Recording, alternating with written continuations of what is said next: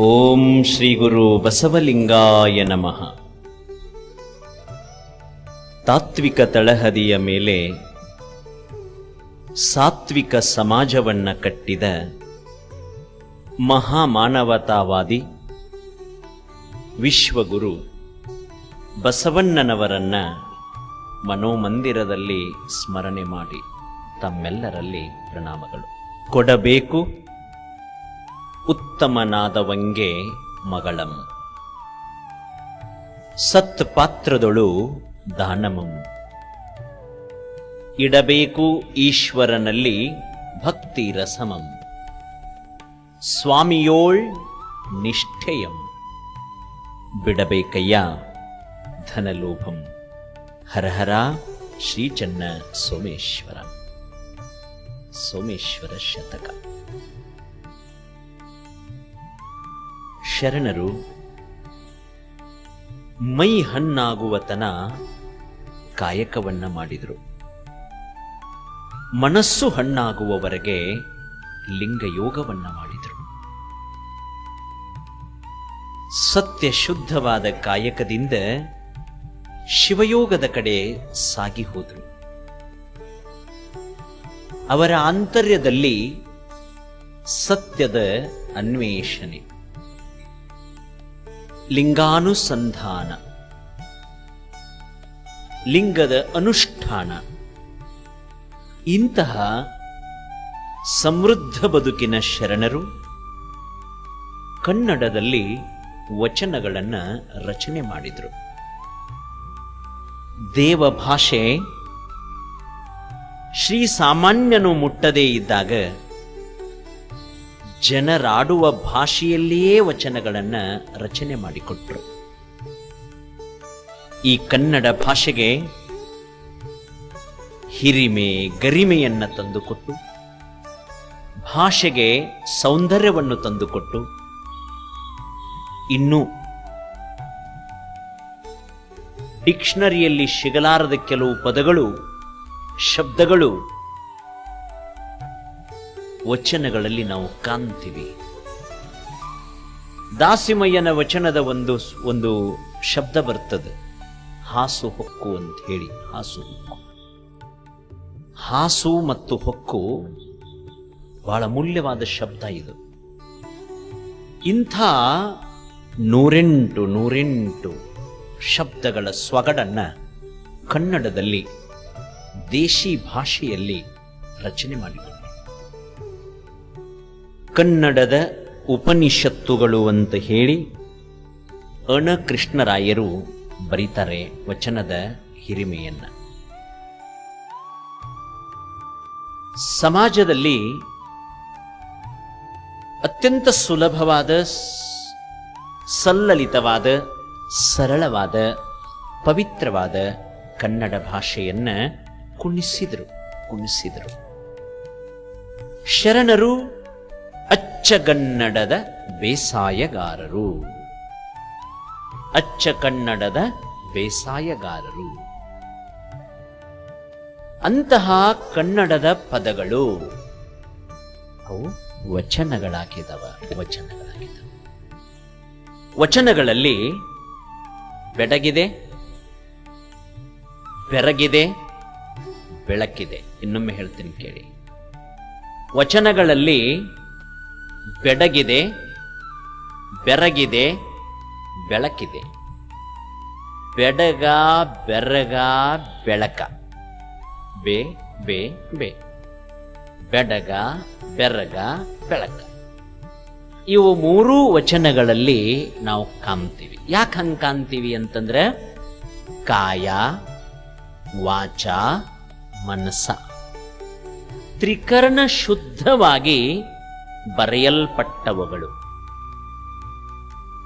ಬರದ ಆ ಥರ ಬದುಕಲಿಲ್ಲಂದ್ರ, ಬದುಕಿ ಆ ಥರ ಬರೀಲಿಲ್ಲಂದ್ರ, ಬರದ ಬದುಕಿ ಜನಕ್ಕದು ಉಪಯೋಗ ಆಗಲಿಲ್ಲಂದ್ರ,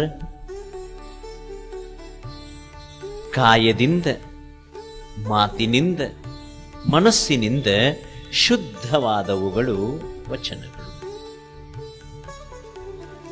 ಅದಕ್ಕೆ ಅದ್ರ ಒಳಗೆ ಬೆಡಗದ. ಬೆಡಗಂದ್ರೆ ಅವರ ನಿಮಗೆ ಗೊತ್ತಾಗಬೇಕು, ಈ ಹಳ್ಳ್ಯಾಗ ಪಟ್ಟಣದಾಗ, ರಾಣೆಬೆನ್ನೂರಿನಂಥ ಪಟ್ಟಣದಾಗೆಲ್ಲ ನಾ ಹೇಳೋದು, ಹಳ್ಳ್ಯಾಗ ಅವ್ರ ಗಂಡನ ಹೆಸರು ಹೇಳಾಗ ಒಗಟ ಹಾಕ್ತಾರೆ. ಒಗಟ ನೀವು ಹೇಳಂದ ತಕ್ಷಣ ರಮೇಶ್, ಸುರೇಶ್, ಒಂದ ಮಾತನ್ಯಾಗ ಟೈಮ್ ಇಲ್ಲ ಅಂದ. ಆವಾಗ ಹೆಸರು ಹೇಳೋ ಸಲುವಾಗಿನೇ ಒಂದು ಸಂಭ್ರಮ ನಡೀತಿತ್ತು ಮನ್ಯಾಗ ನಡೀತಿತ್ತು. ಆರತಿ ಮಾಡಾಗ ನೋಡ್ಬೇಕಾ ಸಂಭ್ರಮ. ಏ ಅತ್ತಿ, ಮಾಮನ ಹೆಸರು ಹೇಳು. ಆಕಿನೂ ಎಲ್ಲರೂ ಕೇಳಿ ಅಂತ ಹೇಳಿ ವಾಲ್ಯ ಅಂದ್ ಬಳೋತಿ ಹೇಳಕ್ಕೆ. ಪ್ರೇಮಿತ್ತವ, ಒಗಟ ಹಾಕ್ತಿದ್ಲು. ಅಮಾಶಿ ಕತ್ಲಿ, ಬಿಳಿಜೋಳ ಬಿತ್ಲಿ, ಹೆಸರು ಕೇಳೋರು ಹೆಣ ಎತ್ಲಿ ಅಂದ್ರೆ ನನ್ನ ಯಾಕೆ ಕೇಳ್ತೀರಿ ಅಂತಲ್ಲ, ಅದ್ರೊಳಗೂ ಒಂದು ಪ್ರೇಮ ತುಂಬಿತ್ತು. ಆ ಹೇಳುವಿಕೆಯ ಒಳಗನೂ ಒಂದು ಪ್ರೇಮ ತುಂಬಿತ್ತು. ನಮ್ಮಲ್ಲಿ ಒಬ್ಬ ಹೆಣ್ಮಗಳಿದ್ಲು, ಆಕೆ ಹೆಸರು ಮುರುಗವ್ವ, ಅವನ ಹೆಸರು ಮುರುಗಪ್ಪ. ಏನ್ರಿ, ಮುರುಗವ್ವ. ಅವಗೂ ಕೇಳ್ತಿದ್ರವ್ರ. ಈ ಹೆಣ್ಮಗಳಿಗೆ ಆರತಿ ಮಾಡಿ, ನಾವೆಲ್ಲ ಸಣ್ಣವ್ರಿದ್ದೀವಿ, ಭಾಳ ಚಲೋ ಅಡಿಗೆ ಮಾಡ್ತಿದ್ದವು ಮದುವೆಯಾಗರು. ಮುರುಗಪ್ಪನವ, ಅವಳು ಈ ಉಳ್ಳಾಗಡ್ಡಿಯನ್ನು ಹೆರ್ಚ್ಕೊಡ್ತಿದ್ಲು. ನಾವು ನೀನು ಹೇಳಕಾಕ ಅಂತಿದ್ರು ನಾವು. ಏನ್ ತಿರುಗಿ ಮುರುಗಿ ಕೇಳ್ತೀರಿ ತಿಳಿತಲ್ಲಿ ಹೆಸರು ಹೇಳಿದ ಅದ್ರಾಗ. ನೀವೇನು ತಿರುಗಿ ಮುರುಗಿ ಕೇಳ್ತೀರಿ, ಮುರುಗವ್ವಕ್ಕೆ ಹೆಸರ. ಅದರಾಗೂ ಒಂದು ಸಂಭ್ರಮ ಇರ್ತಿತ್ತು. ಇದಕ್ಕೆ ಒಗಟ ಅಂತ ಕರೀತಾರೆ. ಯಜಮಾನಿ ಒಳಗದಾಳ, ಗೆಳೆಯ ಹೊರಗೆ ಬಂದಾನ, ಅವ ಬಹಳ ಓದಿದವದಾನ, ಗಂಡ ಹೊಲಕ್ಕೆ ಹೋಗ್ಯಾನ. ತಂಗಿ ಅದಾನೇನು ನನ್ನ ಸ್ನೇಹಿತ ಅಂತ ಕೇಳಿದವ. ಬಂದವ, ಪ್ರೊಫೆಸರ್ ಇದ್ದವ, ಭಾಳ ಓದಿದ್ದ. ಆವಾಗ ಅವಳು ಹೇಳ್ತಾಳೆ, ಎಲ್ಲಿ ಹೋಗ್ಯಾನಂತ ಆತ ಕೇಳ್ತಾನ. ನಮ್ಮವರು ಮುಳ್ಳಿಗೆ ಮುಳ್ಳು ಹಚ್ಚಕ್ ಹೋಗ್ಯಾರ್ರಿ ಅಂದ್ಲಿ. ಕಟ್ಟಿ ಮೇಲೆ ಕುಂತತ್ತ. ಮುಳ್ಳು ಹಚ್ಚೋದು ಕೇಳಿ ನಾನು, ಮುಳ್ಳಿಗೆ ಮುಳ್ಳು ಹಚ್ಚಂತಾಳಲ್ಲ ಹೆಣ್ಮಗಳು, ಬೆಡಗ. ಮತ್ತು ತಂಗಿ ಯಾವಾಗ ಬರ್ತಾನವ ಅಂತ ಕೇಳಿದವ. ಅವರು ಬಂದ್ರ ಬರುದಿಲ್ರಿ, ಬರ್ಲಿಲ್ಲ ಅಂದ್ರೆ ಬರ್ತಾರ್ರಿ ಅಂದ. ಮಕೊಂಡು ಬಿಟ್ಟ.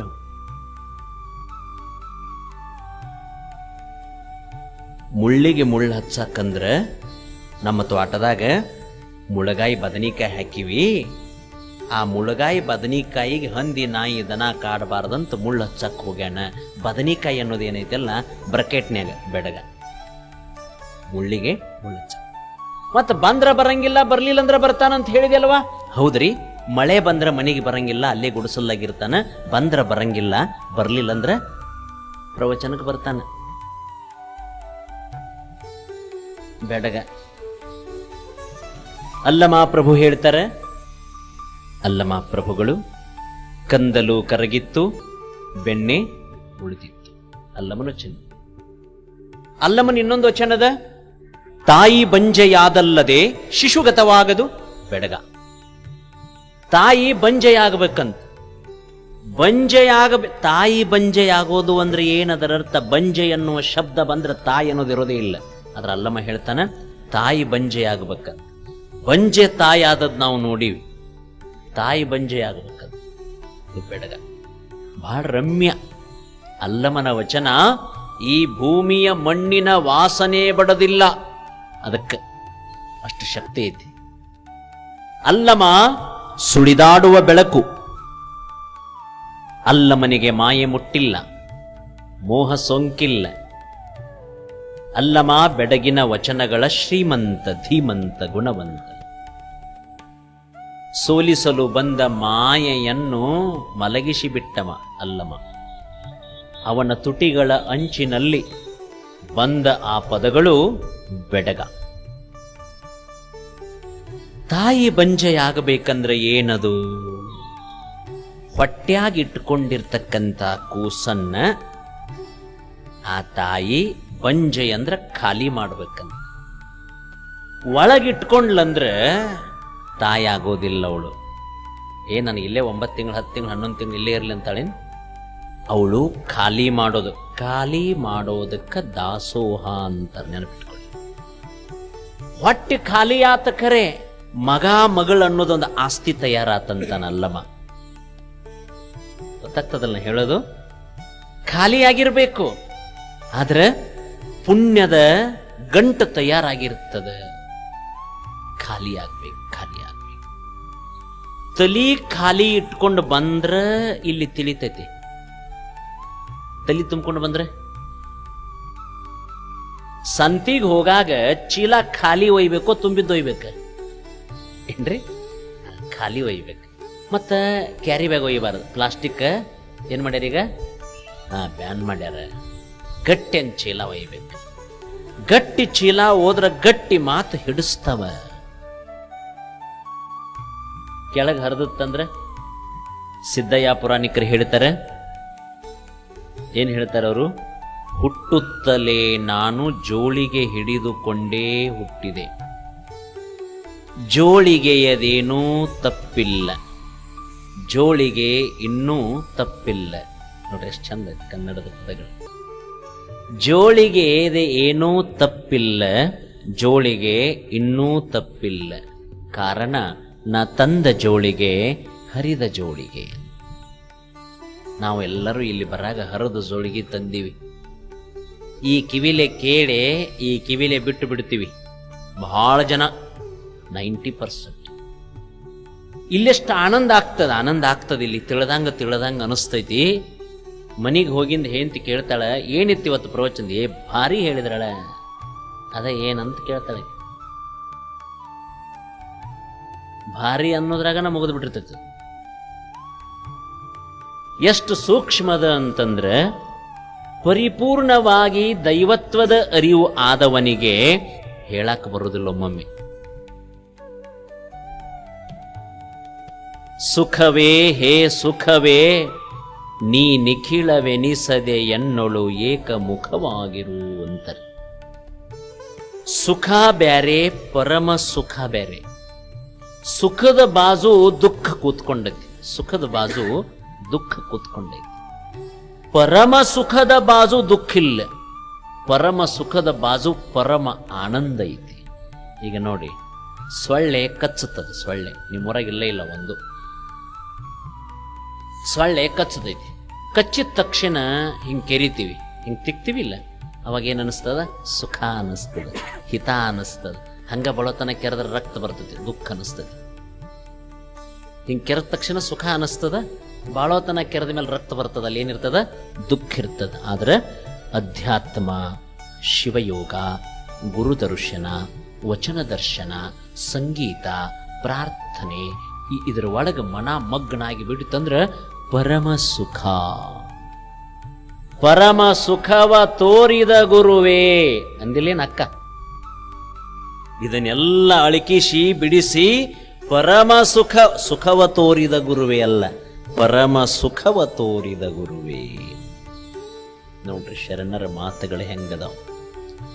ಅದಕ್ಕೆ ಬೆಡಗೆ ಏನು ಹೇಳುತ್ತದೆ ಅಂತಂದ್ರೆ ರಹಸ್ಯ ಹೇಳುತ್ತದೆ. ರಹಸ್ಯ, ತಾಯಿ ಬಂಜೆಯಾದಲ್ಲದೆ ಶಿಶು ಗತವಾಗದು. ತಾಯಿ ತನ್ನನ್ನು ತಾನು ಬಿಟ್ಟು ಕೊಡಬೇಕು, ಹೊಟ್ಟೆಯ ಶಿಶುವಿಗೆ ಜನ್ಮ ನೀಡಬೇಕು, ಅದು ದಾಸೋಹ. ತಟ್ಟಿ ಒಳಗೆ ಎಡೆ ಮಾಡ್ತಾರಲ್ಲ, ಎಡೆ ಏನ್ರಮ್ಮ? ಎಡೆ ಮಾಡುತನ ಅದನ್ನು ಮುಟ್ಟಬಾರದು. ನೀವು ಎಡೆ ಮಾಡುತನ ಮುಟ್ಟಬಾರದು. ಒಂದು ತರೋದ್ರೊಳಗೆ ಒಂದು ಖಾಲಿ ಮಾಡಿರಬಾರದು, ಅವ್ರ ಮನೆ ಉದ್ಧಾರ ಮಾಡಿರ್ಬಾರ್ದು. ಅದನ್ನು ಎಡೆ ಮಾಡಿದ ನಂತರ ಅದರ ಮ್ಯಾಗ ನಿಮ್ಮ ಹಸ್ತ ಇಟ್ಟು ಎಡಗೈಯಿಂದ ಲಿಂಗಪ್ಪನ ಹಿಡ್ಕೊಂಡು ಇದ್ರ ಹಿಂಗ ಒಮ್ಮೆ ಹೇಳಿನಿ ನಾನು. ಅವನು ಎದಿ ಮ್ಯಾಗ ಲಿಂಗ ಇದ್ದಿದ್ದಿಲ್ಲ, ಅವನು ಎದುರಿಗಿದೆ ಕೂತ್ ಮುದುಕ್ ಲಿಂಗಪ್ಪ ಅಂತ ಅವನ ಹೆಸರು. ಇದ್ರ ಮ್ಯಾಗ ಕೈ ಇಟ್ಟು ಕಾಲು ಹಿಂಗ ಉದ್ದ ಮಾಡಿ ಅವನು ಹಿಡ್ದಾನ. ಲಿಂಗಪ್ಪನ ಹಿಡಿ ಅಂದಾರ. ಹಿಂಗ್ಯಾಕ್ರಿ ಅಂದ ಮುದುಕ. ಇಲ್ಲ ಹೇಳ್ಯಾರ ಪ್ರವಚನದಾಗ, ಇದ್ರ ಮ್ಯಾಲ ಕೈ ಇಡಂದಾರ ಲಿಂಗಪ್ಪನ ಹಿಡಿ ಅಂದರು. ಶಬ್ದ ಬೇರೆ, ಶಬ್ದದ ಒಳಗೆ ಬೇರೆ ಇರ್ತದೆ. ಅರ್ಥ ಅಪಾರ್ಥ ಆಗಬಾರದು. ಇಲ್ಲಿ ಪ್ರವಚನ ನಡೆದದ, ಎಲ್ಲರೂ ಸೇರಿ ಏನ್ ಮಾಡ್ಯಾರ, ಅಲ್ಲಿ ಬಾಗಲ್ದಾಗ ಒಂದೆರಡು ಹುಡುಗರು ನಿಲ್ಸ್ಯಾರ. ಏನು, ಎಲ್ಲರೂ ಇಲ್ಲಿ ಪ್ರವಚನ ನಡೆದದ, ನಿಮ್ಮ ಪಾದರಕ್ಷೆಗಳನ್ನು ಇಲ್ಲಿ ಬಿಡ್ರಿ, ಒಳಗೆ ಹೋಗ್ರಿ ಅಂತ ಹೇಳಕ್ ನಿಂದ್ರಿಸ್ಯಾರ ಎರಡು ಹುಡುಗರು. ಏನ್ ಹೇಳ್ಯಾರ?